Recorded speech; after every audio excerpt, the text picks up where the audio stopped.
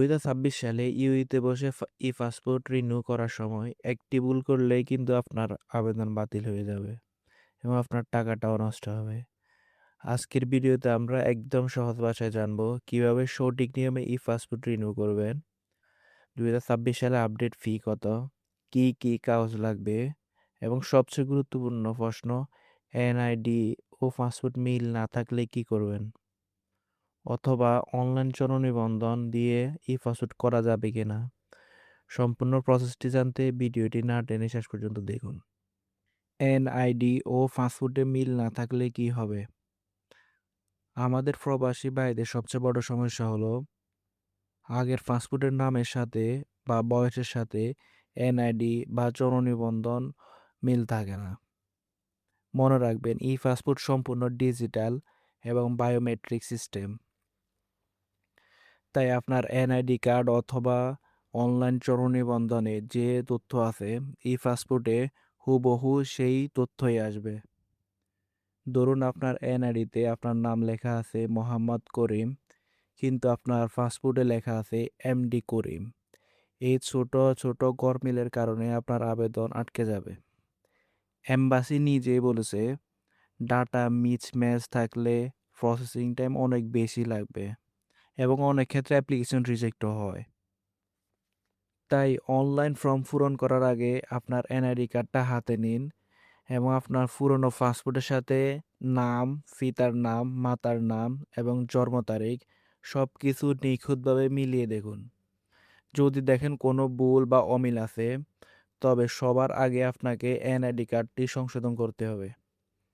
পাসপোর্টের তথ্যের সাথে মিল রেখে আগে এনআইডি কার্ড ঠিক করবেন, তারপর সে সংশোধিত এনআইডি দিয়ে ই পাসপোর্টের জন্য আবেদন করবেন।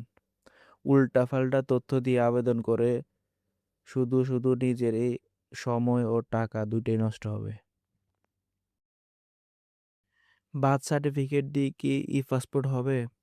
অনেকে জিজ্ঞেস করেন এনআইডি নেই, বার্থ সার্টিফিকেট দিয়ে কি আবেদন করা যাবে? উত্তর হ্যাঁ, অবশ্যই যাবে, তবে কিছু শর্ত আছে। বার্থ সার্টিফিকেটটি অবশ্যই 17 ডিজিটের হতে হবে, অবশ্যই অনলাইন হওয়া লাগবে এবং অবশ্যই ইংলিশ ভার্সন হতে হবে। 4 নাম্বার, অবশ্যই পিতার নাম, মাতার নাম, ডেট অফ বার্থ এন্ড নিজের নাম পাসপোর্টের সাথে মিল থাকা লাগবে।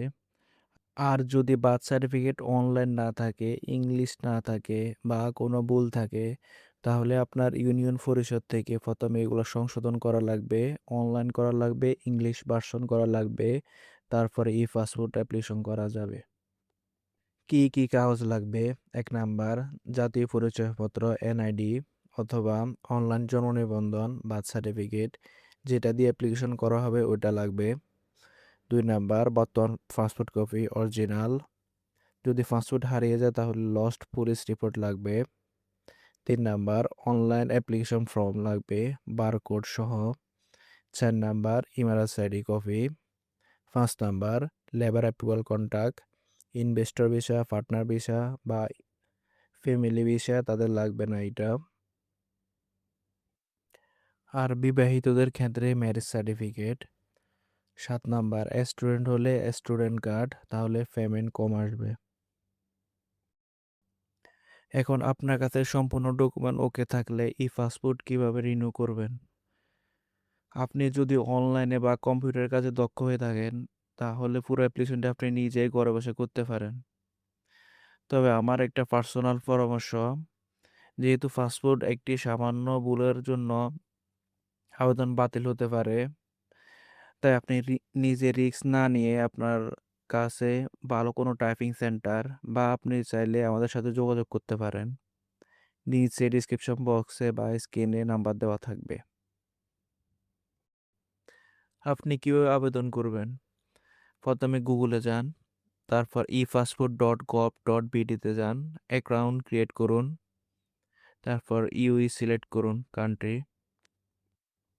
স্টেপ বাই স্টেপ আপনার সম্পূর্ণ ডিটেলস ফিল আপ করুন।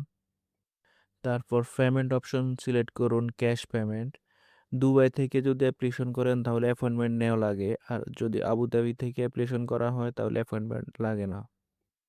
তারপর অ্যাপ্লিকেশন নিয়ে সরাসরি এম্বাসিতে চলে যান। এম্বাসিতে ওইখানে picture fingerprint and cash payment নেবে। পেমেন্ট দেওয়ার পর আপনাকে একটা স্লিপ দিবে, ওইটা সংরক্ষণ করুন। কারণ ওইটা দিয়ে আপনি স্ট্যাটাস চেক করতে পারেন আপনার পাসপোর্ট রেডি হয়েছে কিনা। আর যদি চান আপনি কুরিয়ার দিয়ে ডেলিভারি নিতে পারেন বা আপনি নিজে গিয়ে ডেলিভারি নিয়ে আসতে পারেন।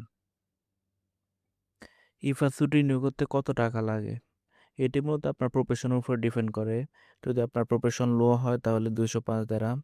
আর যদি হাই হয়, হাই প্রফেশন বা ইনভেস্টর পার্টনার বিষয়, তাহলে 510 দিরহাম নেয়। আর যদি আপনি আর্জেন্ট ডেলিভারি চান তাহলে এক্সট্রা কস্ট। ফাস্টফুড পেতে কতদিন লাগবে? নর্মাল ডেলিভারি 25 থেকে 1 মাস 15 দিন। আর যদি আর্জেন্ট ডেলিভারি হয় তাহলে 15 দিনের মধ্যে পাওয়া যায়। কিন্তু মনে রাখবেন, যদি আপনার কোনো তথ্য ভুল থাকে তাহলে বাংলাদেশে পুলিশ ভেরিফিকেশন দরকার হয়, তাহলে আপনার সময় আরও বেশি লাগতে পারে।